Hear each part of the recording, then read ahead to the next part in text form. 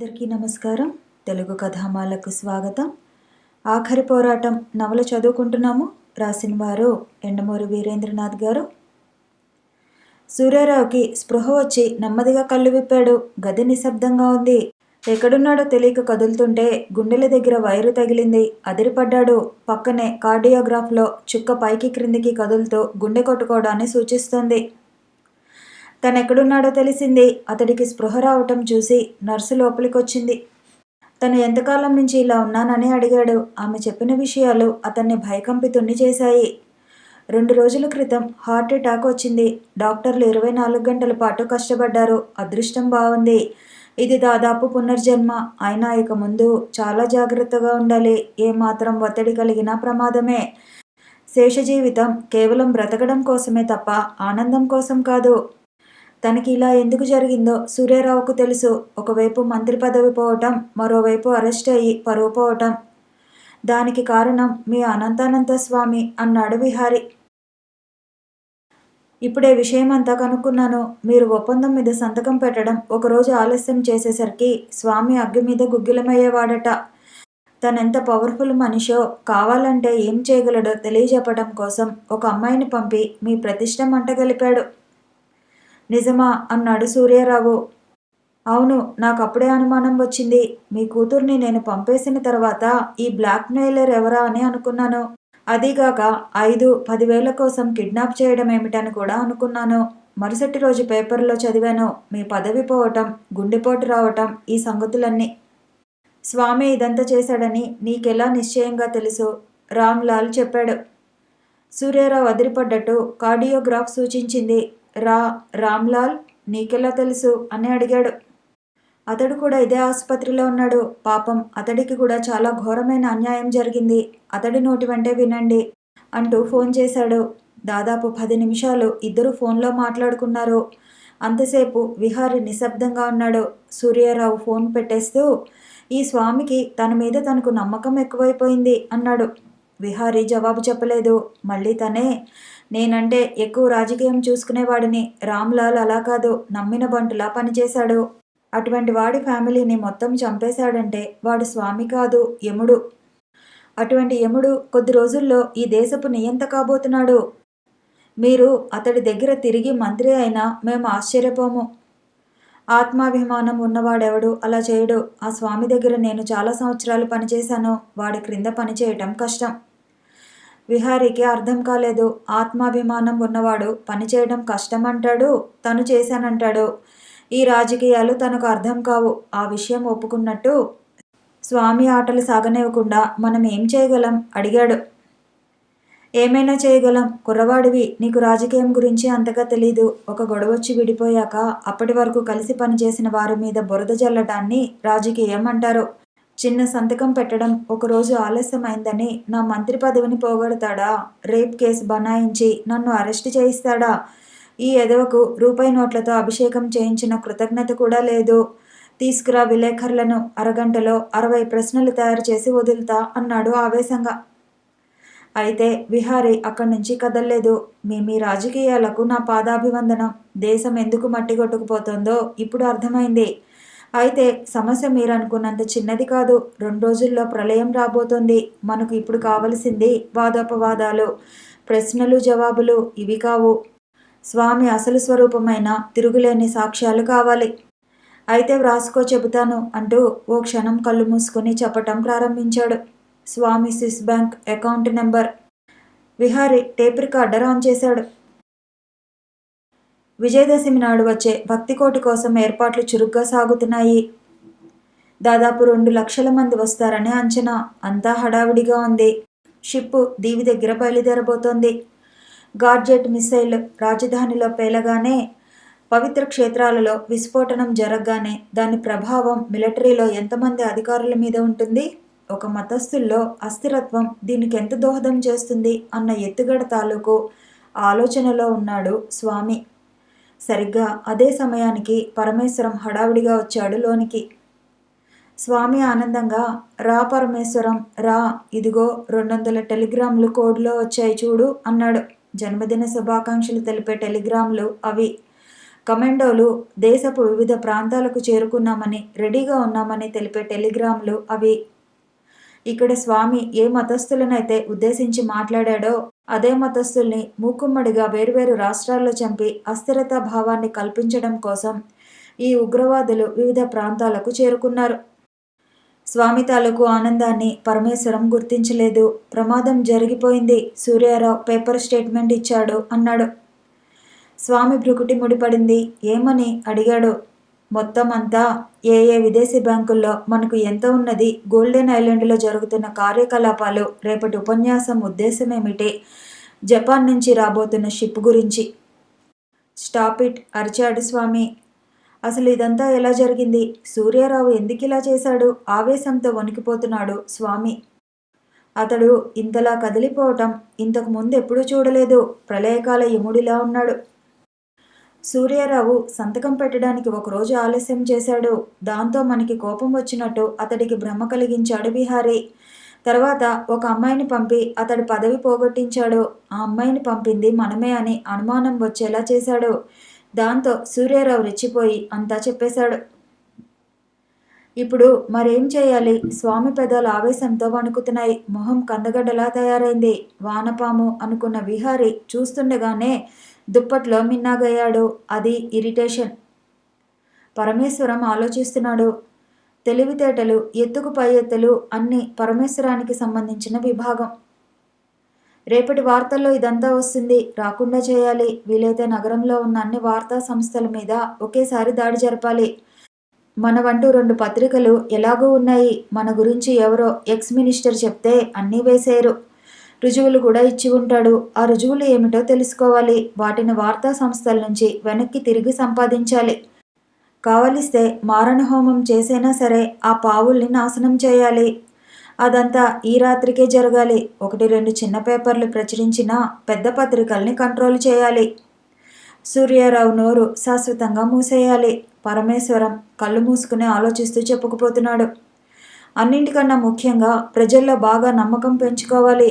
దీనికోసం వీలైతే విజయదశమి నాడు ప్రజల ముందు అగ్ని ప్రక్షాళనం జరిగేలా చూసుకోవాలి. అగ్ని ప్రక్షాళనమా? మన జాతికి, మన మతానికి జరుగుతున్న అన్యాయానికి ప్రతీకగా ఆ రోజు మీరు అగ్నిలో ప్రవేశించి అగ్నిలో స్నానం చేసి బయటకు వస్తారు. చాలా సింపుల్గా యజ్ఞవేదిక మీద విశాలమైన మంట ఏర్పాటు చేసి మధ్యలో కృత్రిమమైన రెడ్ ఫ్యూమ్ సృష్టించి మీరు లోపల 1-2 నిమిషాలు ఉండి రావచ్చు. చూసే అనంత కోటి ప్రజలకు మీరు తన కోసం అగ్నిప్రవేశం చేసి వచ్చినట్టే భ్రమ కలుగుతుంది. క్రింద నుంచి ఆ ఏర్పాట్లు నేను చేయిస్తాను. దాంతో భారతదేశం అంతా మీ ఖ్యాతి రెట్టింపవుతుంది. మీరు దివ్యపురుషుడిగా అవతారం ఎత్తుతారు. మిలిటరీని చెప్పు చేతుల్లోకి తీసుకోవడానికి ఇది బాగా ఉపయోగపడుతుంది. స్వామి సంతృప్తి చెందాడు. గుడ్, ఈ ఏర్పాట్లన్నీ నువ్వు చేయి అంటూ లేచాడు. నేనిప్పుడే ఆసుపత్రికి మన మనుషుల్ని విలేకరుల రూపంలో పంపిస్తాను. ఇంకో గంటలో సమావేశం ఉంది. సూర్యారావు విలేకరులని ఆహ్వానించాడు. రామ్లాల్ ఎక్కడున్నాడు? ఇటువంటి సమయంలో మాయమయ్యాడేమిటి? ఇంట్లో కనుక్కున్నాను. 2 రోజుల నుంచి ఇంటికి కూడా రాలేదట. అతడి భార్య చెప్పింది. ఈ గొడవలో నీ కొడుక్కి ప్రమాదం ఏర్పడకుండా చూడు. నాకు అతడు ప్రాణాలతో కావాలి. అతడు మామూలుగా మరణించడం నాకు ఇష్టం లేదు. పరమేశ్వరం తలూపి అక్కడి నుంచి వెళ్ళడానికి సంసిద్ధుడయ్యాడు. అన్నట్టు ఇదెలా జరిగింది? హఠాత్తుగా స్వామి అన్నాడు. పరమేశ్వరం ఆగాడు. సూర్యారావుకి కేవలం మన ఆర్థికపరమైన విషయాలు మాత్రమే తెలుసు. టెర్రరిజం గురించి అన్ని వివరాలు తెలియవు. సూర్యారావుకి గోల్డెన్ బీచ్ గురించిన వివరాలు వగైరా తెలియవు. ఇంత వివరంగా బయటపడ్డాయంటే తమలో అతి ముఖ్యమైన వ్యక్తి అవతలి పక్షానికి చేరవేసి ఉండాలి. అతను ఎవరు? రాత్రి 11 అయింది. రామ్లాల్ నిద్రపోవడం లేదు. అతడికి భార్య పిల్లలు కూడా గుర్తు రావటం లేదు. ఆ వేడి తగ్గిపోయింది. తన ప్రాణాల గురించిన సమస్య ఎక్కువైంది. ఒకప్పుడైతే ప్రపంచం మొత్తం ఎదురైనా భయపడేవాడు కాదు. కానీ ఇప్పుడు పరిస్థితి వేరు. కదల్లేడు. ఆపరేషన్ పోస్ట్ పోన్ అయింది. ఆ టెన్షన్లో ఆపరేషన్ వద్దని డాక్టర్ దయానంద కృష్ణమూర్తి అన్నాడు. మార్చురీలో భార్య బిడ్డలు అలాగే ఉన్నారు, శవాలై. ఇంకొక 3 రోజుల్లో స్వామి నిర్వీర్యం అయిపోతాడని, ఆ తర్వాత భయం ఉండదని విహారీ చెప్పాడు. కొన్ని రోజుల పాటు అజ్ఞాతవాసం తప్పదు అన్నాడు. కానీ స్వామి ఎంత పవర్ఫుల్ మనిషో రామ్లాల్కి తెలుసు. విహారీ లాంటివాడు అతన్ని ఎదుర్కోలేడు. ఆపరేషన్ అవ్వగానే జాగ్రత్తగా తన డబ్బు తీసేసుకుని ఏదైనా విదేశానికి పారిపోవాలి. విహారీ చెప్పిన దానిలో కొంతవరకు నిజముంది. తనకి చాలా రహస్యాలు తెలిసినని వాళ్ళకి తెలుసు. బ్రతకనివ్వరు. ఈ లోపల విహారీ చెప్పినట్లు స్వామి అణగారిపోతే అసలు గొడవే లేదు. అదృష్టవశాత్తు తన దగ్గర జీవితాంతం ఏ కష్టమూ లేకుండా బ్రతికేటంత డబ్బు ఉంది. ఆలోచిస్తూనే కళ్ళు మూసుకున్నాడు. 12 అయింది. దూరంగా గడియారం గంట కొడుతూ ఉండగా తలుపు దగ్గర చప్పుడైంది. రామ్లాల్ చెవులు రిక్కించి విన్నాడు. మళ్ళీ చప్పుడైంది. అతడి గుండె వేగంగా కొట్టుకోవడం ప్రారంభించింది. చప్పున లేచి కూర్చున్నాడు. తను ఇక్కడ ఈ ఆసుపత్రిలో ఉన్న విషయం రహస్యంగా ఉంచుతానన్నాడు విహారీ. కానీ అది సాధ్యం కాని పని. స్వామి ఎలాగో పట్టుకోగలడు. బట్టల్ని తీసుకొచ్చే ట్రాలీలో తను వెళ్ళి ఒక మనిషిని చంపాడు. ఇప్పుడు తనని చంపడానికి ఎవరొస్తున్నారు? బయట ఏదో లాగిన శబ్దం. డ్యూటీ నర్స్ ఎక్కడుందో తెలియడం లేదు. అతడి మొహం మీద చెమట జుట్టులోంచి ధారాపాతంగా కారుతోంది. మృత్యువు తలుపు దగ్గర నిలబడినట్టు ఉంది. అతడికి ఏం చేయాలో తోచలేదు. అంతలో శబ్దం మరింత ఎక్కువైంది. మరింత దగ్గరగా వచ్చింది. అతడు లేచి నిలబడ్డాడు. పక్కనే టేబుల్ మీద ఉన్న సీసా చేతిలోకి తీసుకున్నాడు. శబ్దం కాకుండా గుమ్మం దగ్గరికి వచ్చి బయట తలపెట్టి చూశాడు. వరండా ఖాళీగా ఉంది. దూరంగా ఒక మూల నర్సు టేబుల్ మీద తలపెట్టి నిద్రపోతోంది. మళ్ళీ ఏదో లాగిన చప్పుడు. అతడు క్రిందికి చూశాడు. బెదిరిపోయిన ఎలుక లాగుతున్న డబ్బా మూతను వదిలేసి పరిగెత్తింది. ఒక్కసారి భారంగా విశ్వసించి మొహం తుడుచుకోబోయి తన భయానికి తనే నవ్వుకోబోతూ ఏదో స్ఫురించినట్టు స్తబ్దుడయ్యాడు. తను నడిచి వచ్చాడు. నడిచి వచ్చాడు.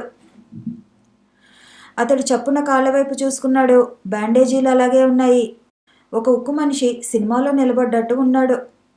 అతడి కాళ్ళు 2 బలంగా నేలకేసి కొట్టి చూశాడు. కాస్త నొప్పిగా అనిపించిన మాట వాస్తవమే గాని కాళ్ళు స్వాధీనంలోనే ఉన్నాయి. వెళ్ళి మంచం మీద కూర్చుని పాదాలు స్పృశించాడు. బ్యాండేజీలోంచి బయటకొచ్చిన పాదాలు తెల్లగా కనబడుతున్నాయి. కానీ స్పర్శ తెలుస్తోంది. ఒక నిశ్చయానికి వచ్చినట్టు అతడి కాళ్ళు పక్క మీద చాపి బ్యాండేజీ విప్పటం మొదలుపెట్టాడు. 5 నిమిషాలయ్యేసరికి కాళ్ళు 2 బయటపడ్డాయి. మామూలుగా ఉన్నాయి. కారు ఎక్కిన చోట ఎర్రగా కమిలింది. కనీసం ఫ్రాక్చర్ కూడా కాలేదు. మారుతి కారు. అయినా భయంతో స్పృహ తప్పి ఉంటుంది. వెనక వచ్చిన ప్రబలిక క్లోరోఫామ్తో అతడు మిగతా ఆలోచించలేదు. పరిగెత్తాడు. గదిలోంచి బయటకొచ్చి వరండాలో శబ్దం కాకుండా నడిచి బయటపడ్డాడు. ఆసుపత్రి నిద్రలో ఉంది. దూరంగా విసిరేసినట్లు బ్లాకులున్నాయి. 5 నిమిషాల్లో ఇల్లు చేరుకున్నాడు. అక్కడ జీపు ఉంది. వెంటనే స్వామి దగ్గరకు వెళ్ళాలనుకున్నాడు. పోయాయనుకున్న కాళ్ళు తిరిగి రావటంతో అతడి గుండెల నిండా ఆనందం నిండి అది యోచనా శక్తిని కోల్పోయింది. తన నుంచి రహస్యాలు రాబట్టాక విహారీ ఇక తన కాళ్ల గురించి పట్టించుకోలేదన్న విషయం రామ్లాల్ గుర్తించలేదు. తన వాళ్ళని కలుసుకోవడానికి తొందరపడుతున్నాడు. ఇంటి ముందు తాళం వేసి లేదు. తన ఇంట్లో ఇంత అర్ధరాత్రి ఎవరున్నారు అని ఆశ్చర్యపోతూ తలుపు కొట్టాడు. అతని భార్య తలుపు తీసింది. తను చేసే పనులు చాలా వరకు స్వామికి తెలుస్తూనే ఉంటాయని విహారీకి తెలుసు. అందులోనూ సూర్యారావు లాంటి మినిస్టర్ పత్రికా విలేకరుల సమావేశం ఏర్పాటు చేస్తే అది స్వామికి క్షణాల్లో తెలుస్తుంది. విలేకరుల రూపంలోనే ఒక టెర్రరిస్టు సమావేశం మధ్యలో సూర్యారావుని కాల్ చేసినా ఆశ్చర్యపోనవసరం లేదు. అందువల్ల సూర్యారావు పత్రికకి ఇవ్వవలసిన స్టేట్మెంట్లని 2 వేరువేరు సెట్లు చేయించాడు. ఒక దాంట్లో కేవలం ఆరోపణలే ఉన్నాయి. అవి విలేకరులకు అందజేశాడు. విహారీ ఊహించిన విధంగానే ఆ సెట్లు క్షణాల్లో పరమేశ్వరానికి చేరింది. అందులో అపాయకరమైన విషయాలు ఏమీ లేవు. పరమేశ్వరం జాగ్రత్తగా దాన్ని పరిశీలించాడు. ఆ ఆరోపణలు పేపర్లో వచ్చినా స్వామికొచ్చే ప్రమాదం ఏమీ లేదన్న నిర్ణయానికి వచ్చాడు. సూర్యారావు ఇటువంటి తేలికైన స్టేట్మెంట్ ఇవ్వడానికి కారణం అతడు ఊహించగలిగాడు. స్వామి హీన చరిత్రలో సగం పైగా సూర్యారావుకి భాగం ఉంది. స్వామిని గురించి బయటపడితే సూర్యారావు చరిత్ర కూడా సమాప్తమవుతుంది. అందువల్ల సూర్యారావు భయపడడేమో అనుకున్నాడు. కేవలం ఒక రాయి విసిరి చూద్దాం, తగిలితే తగులుతుందని సూర్యారావు ఈ విధంగా పేపర్ స్టేట్మెంట్ ఇచ్చి ఉంటాడని, తనకు కూడా అపాయం జరిగేలా ఏ పని చేయడని భావించాడు. సూర్యారావు లాంటి వాళ్ళు తాము జారిపోవటం ప్రారంభిస్తే అవతల వాళ్ళని కూడా లోయలోకి లాగుతారని ఊహించలేకపోయాడు. సమావేశంలో మొదటి స్టేట్మెంట్ విలేకరులకిచ్చాక విహారీ ముఖ్యమైన పత్రికల ప్రధాన సంపాదకుల్ని కలుసుకొని రెండో స్టేట్మెంట్ రుజువులతో సహా అందజేశాడు. ప్రచురణ పూర్తయ్యే వరకు ఈ దశాబ్దపు అత్యంత సెన్సేషనల్ వార్తని అత్యంత రహస్యంగా ఉంచడానికే ఏర్పాట్లు జరిగాయి. ప్రచురణ సంగతి పరమేశ్వరానికి తెలిసింది. తన చేతికందిన సెట్లే ప్రచురితమవుతుందనుకున్నాడు. ప్రమాదం లేదు కాబట్టి దాని గురించి పట్టించుకోలేదు. ఎంత మేధావి అయినా ఎక్కడో ఒకచోట తప్పు చేస్తాడు. రామ్లాల్ తన కళ్ళని తానే నమ్మలేకపోయాడు. అతడికి క్రమక్రమంగా జరిగింది అర్థమైంది. చివరగా ఒక్క అనుమానం మాత్రం మిగిలింది.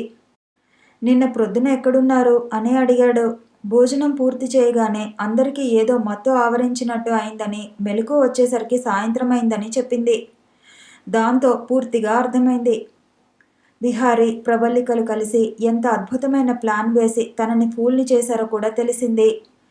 మత్తులో ఉన్న భార్య బిడ్డల్ని ఆసుపత్రికి తీసుకొచ్చి పైన ఎర్రరంగు జల్లి సవాల్లా చూపించాడు. తన కాళ్ళకి బ్యాండేజీలు కట్టి తనకి ఎందుకు పనికిరాడన్న ఫీలింగ్ కలుగజేశారు. ఆ భ్రమలోనే తను మొత్తం అంతా చెప్పేశాడు. ఇప్పుడేం చేయాలి?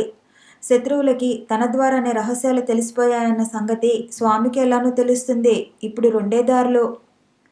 భార్యా పిల్లలతో అండర్ గ్రౌండ్కి వెళ్ళిపోవటం, లేదా స్వామి దగ్గరికి వెళ్ళి ఏదో సర్ది చెప్పటం. రెండోదే మంచిదన్న అభిప్రాయానికి వచ్చాడు రామ్లాల్. రేపెలాగూ స్వామి ఈ దేశపు నియంత అవుతాడు. అప్పుడు తనెక్కడ దాక్కున్నా వెతికి పట్టుకుంటారు. ఇలా పారిపోవటం ద్వారా అనవసరంగా అనుమానాల్ని ఎక్కువ చేసినట్టు అవుతుంది. వెళ్ళి జరిగిన దాన్ని కాస్త మార్చి చెబితే సరి. రామ్లాల్ వెనుదిరిగి ఆశ్రమానికి వెళ్ళాడు. ఎంత రాత్రైనా స్వామి అంతఃపుర అంతర్భాగంలోకి అతడికి ప్రవేశం ఉంది. అతడు వెళ్ళేసరికి స్వామి పరమేశ్వరంతో మంతనాలు జరుపుతున్నాడు. మరుసటి రోజే విజయదశమి. రేపు పేపర్లో రాబోయే న్యూస్ ఇది. దీనివల్ల మనకేం ప్రమాదం లేదనుకుంటున్నాను అంటూ పరమేశ్వరం ఒక ప్రతి ఇచ్చాడు. స్వామి దాన్ని చూసి, ఇదే అయితే దీని గురించి మనం అంత కంగారు పడవలసిన అవసరం లేదు. కాస్త కల్లోలం చెలరేగే మాట నిజమే కానీ ఇంత దానికోసం పత్రికాఫీసుల మీద దాడి జరపవలసిన పని లేదు. ఇది అనవసరంగా మనని మనమే అల్లరి చేసినట్టు అవుతుంది. నేను అదే ఫీల్ అవుతున్నాను అన్నాడు పరమేశ్వరం ఆ వార్తాప్రతిని పక్కన పెడుతూ. నిజానికి అది విహారీ అందజేసిన మొదటి ప్రతి. వీళ్ళిలా మాట్లాడుకుంటున్న సమయానికి రామ్లాల్ లోపలికి ప్రవేశించాడు. ఇన్ని రోజులు ఏమయ్యావు రామ్లాల్?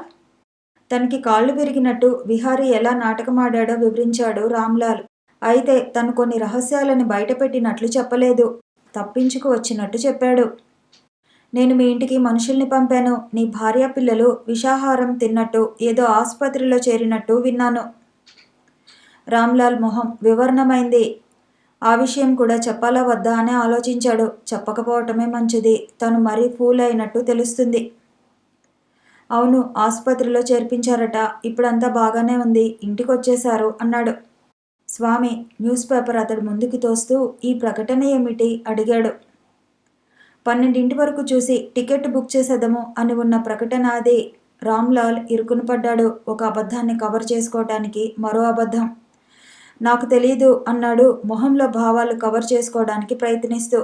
అంతలో బయట పోలీసు సైరన్ వినిపించింది. ముగ్గురు ముఖముఖాలు చూసుకున్నారు. 2 నిమిషాల తర్వాత సిబిఐ చీఫ్ లోపలికొచ్చాడు. అర్ధరాత్రి మిమ్మల్ని డిస్టర్బ్ చేస్తున్నందుకు క్షమించండి స్వామి. రామ్లాల్ని అరెస్ట్ చేయడానికి వచ్చాను. ఏ నేరం మీద? పరమేశ్వరం అడిగాడు మొహం చిట్లిస్తూ. పరబ్రహ్మ స్వరూపమైన స్వామివారికి వ్యతిరేకంగా ఎన్నో దారుణమైన ఆరోపణలు చేశాడు. ఏదో దీనిలో ఆయుధాల ఫ్యాక్టరీ కూడా ఉందని చెప్పాడు. పైనుంచే ఉత్తర్వులు వచ్చాయి ఇంటరాగేట్ చేయమని. స్వామి కళ్ళు విస్ఫులింగాలయ్యాయి. వాటికే గాని శక్తి ఉంటే రామ్లాల్ అక్కడే మసి అయిపోయి ఉండేవాడు. ఇప్పుడు అర్థమైంది గోల్డెన్ ఐలాండ్ రహస్యాలు ఎవరి ద్వారా బయటపడ్డాయో. నేను చెప్పడమేమిటి? నాకేమీ తెలీదు అన్నాడు రామ్లాల్ కంగారుగా. డాక్టర్లు, విహారీ, మానిక్, డిప్యూటీ అందరి దగ్గర నువ్వు మాట్లాడింది రికార్డయింది రామ్లాల్. స్వామి లాంటి దేవుడి మీద నువ్వు చేసిన ఆరోపణల్లో నిజమెంతో కనుక్కోమని విహారీ ఆ క్యాసెట్ని పై అధికారులకి పంపాడు. అందువల్లే ఇంత అర్ధరాత్రి నా ఆరాధ్య దైవాన్ని డిస్టర్బ్ చేయవలసి వచ్చింది. పద అన్నాడు చీఫ్. రామ్లాల్ పరిస్థితి ఇరుకున పడ్డట్టయింది. తనెంత తప్పు చేశాడో అర్థమైంది. పూర్తిగా విహారీ పక్షాన్ని అప్రూవర్గా ఉన్నా బాగుండేది, లేదా భార్యా బిడ్డలతో పారిపోయినా బాగుండేది. క్షణాల్లో అతడు ఫ్యూచర్ ప్లాన్ ఆలోచించాడు. మెరుపు కన్నా వేగంగా జేబులోంచి పిస్టల్ తీశాడు. అవును, నేను చెప్పిన మాట నిజమే. నా వాళ్ళందరినీ స్వామి చంపించాడన్న ఆవేశంలో అన్నీ చెప్పేశాను. ఇప్పుడు ఇంటరాగేషన్ పేరుతో మీ డిపార్ట్మెంట్ పెట్టే చిత్రహింసలు భరించే స్థితిలో లేను. ఇంటరాగేషన్లో ఏమీ సాధించక మీరు వదిలేసినా నా వాళ్ళు నన్ను వదలరని నాకు తెలుసు. ఇప్పుడు నాకున్నది ఒకటే మార్గం, అందరూ చేతులెత్తండి.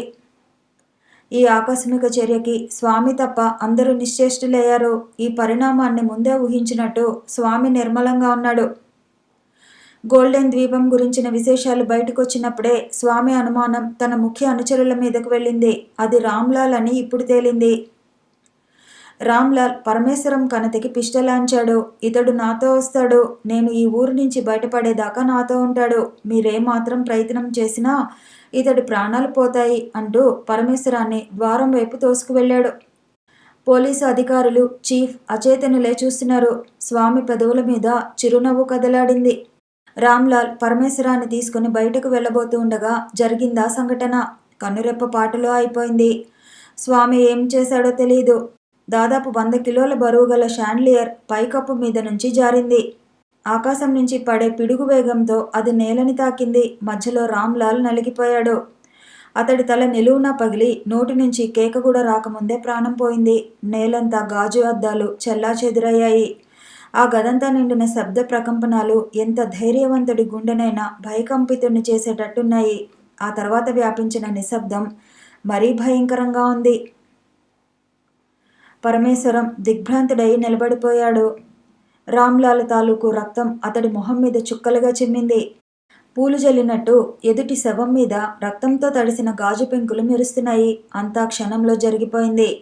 చివరి క్షణంలో చూశాడతను పైనుంచి షాండ్లియర్ జారటాన్ని. పిస్టల్ మీద ఏకాగ్రత నిలిపిన రామ్లాల్ దాన్ని చూచుకోలేదు. అది జారే సమయానికి సరిగ్గా దాని క్రిందకి వచ్చాడు. మృత్యువు అంత సమీపంగా రావటాన్ని చూడటం పరమేశ్వరానికి అదే మొదటిసారి. అంతకు కొన్ని క్షణాల ముందే అన్ని సంవత్సరాలు కలిసి పనిచేసిన రామ్లాల్ తన స్వంత ప్రాణం రక్షించుకోవటం కోసం పిస్టల్తో భయపెట్టి తనని తీసుకువెళ్లాలనుకోవటం పెద్ద షాక్. షాండ్లియర్ పడటం స్వామి ఏర్పాటేనని పరమేశ్వరానికి తెలుసు.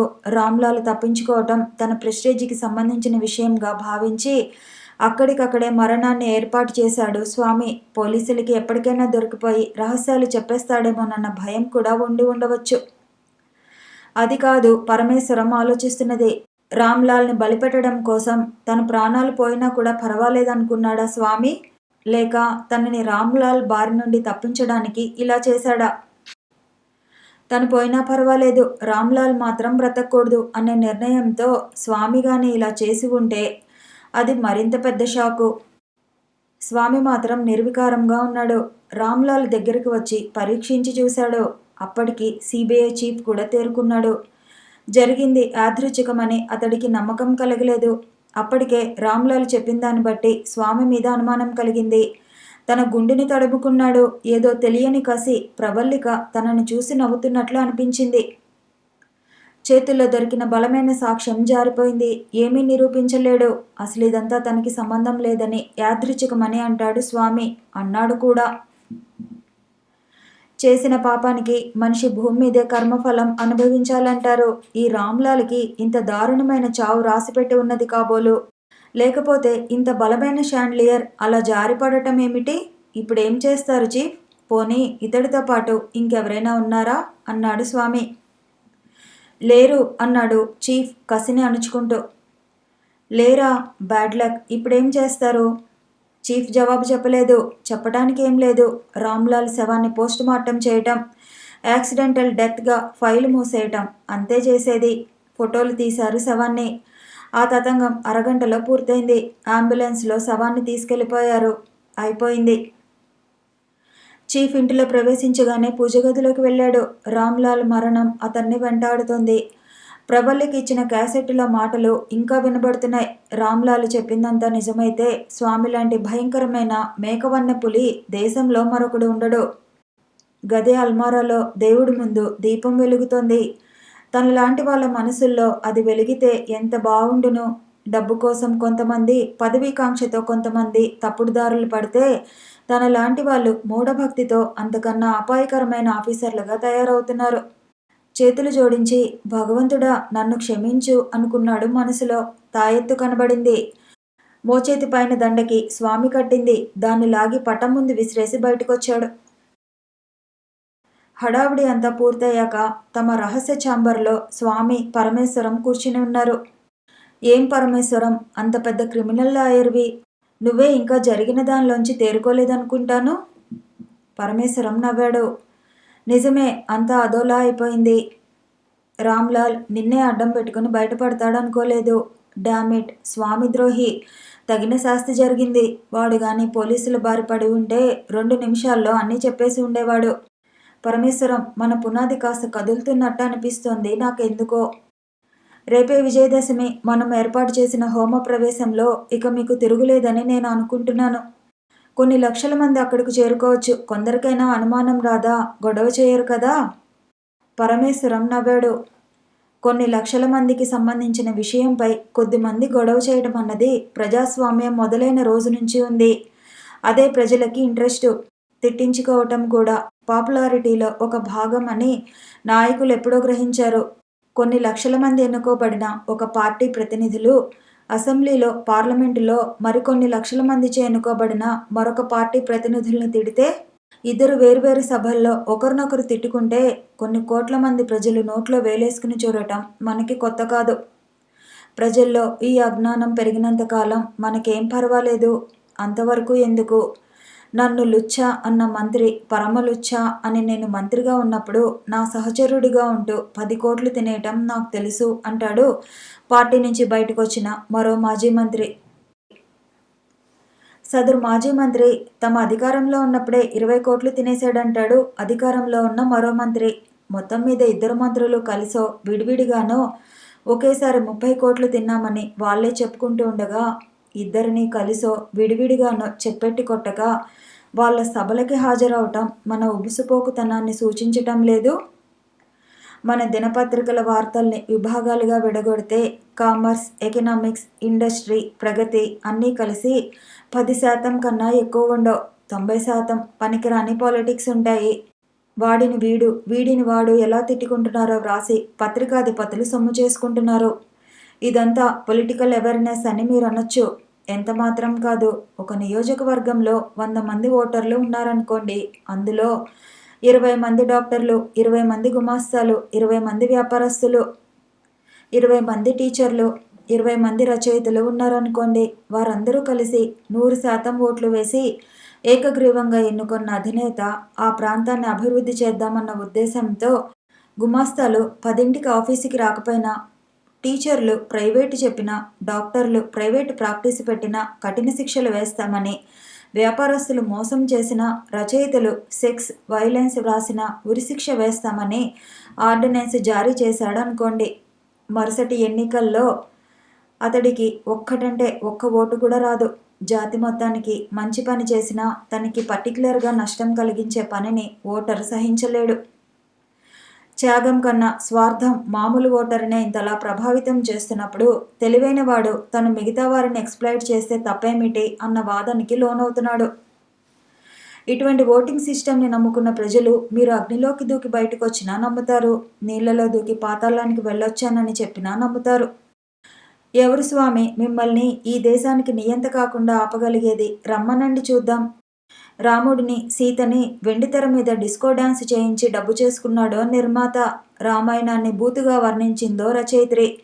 సెక్యులరిజం ప్రాతిపదికగా నిర్మితమైన మన దేశంలో మరే మతాన్నైనా, మరే మతపు దేవుణ్ణైనా దమ్ముంటే ఒక మాట అనమనండి చూద్దాం. అదే పాయింట్ని మీరీ క్షణం క్యాష్ చేసుకోబోతున్నారు. పోనివ్వండి స్వామి, ఈ దేశాన్ని, ఈ ప్రజల్ని మట్టి కొట్టుకుపోనివ్వండి.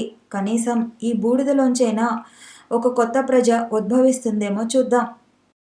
అతడి గొంతు ఆవేశంతో వణికింది. ఎందుకో తెలియకుండా కళ్ళు అశ్రుపూరితాలయ్యాయి. ఆలోచించగలిగితే దాని వెనుక కారణం కూడా బోధపడింది. నలుగురిలో 2 జారిపోయారు. పదవి పోవటంతో ఒకరు, ప్రాణభయంతో ఒకరు పోయారు. ఇక తనొక్కడే మిగిలాడు. తెలివి ఎప్పుడు విషయాన్ని అనలైజ్ చేస్తుంది. చేయనంతకాలం పర్వాలేదు. చేయటం మొదలు పెడితే అంతా బాధే. అందుకే జ్ఞానము, దంతము వచ్చేటప్పుడు బాధపడతాయి అన్నాడు ఒక రచయిత. అతనికి దుఃఖం కలుగుతోంది, ఫ్రస్ట్రేషన్ కలుగుతోంది. అతడంత ఆవేశపడటం, అంతలా మాట్లాడటం ఎప్పుడు చూడని స్వామి ఆశ్చర్యాన్ని మనసులోనే దాచుకుని అతడి భుజం తడుతూ సర్లే చాలా రాత్రైంది, ప్రొద్దున్నే కలుసుకుందాం అంటూ వెళ్ళిపోయాడు. కథ కొనసాగుతుంది. మళ్ళీ కలుసుకుందాము. ఈ వీడియో నచ్చితే లైక్ చేయండి, షేర్ చేయండి, కామెంట్ చేయండి, ఛానల్ని సబ్స్క్రైబ్ చేయండి.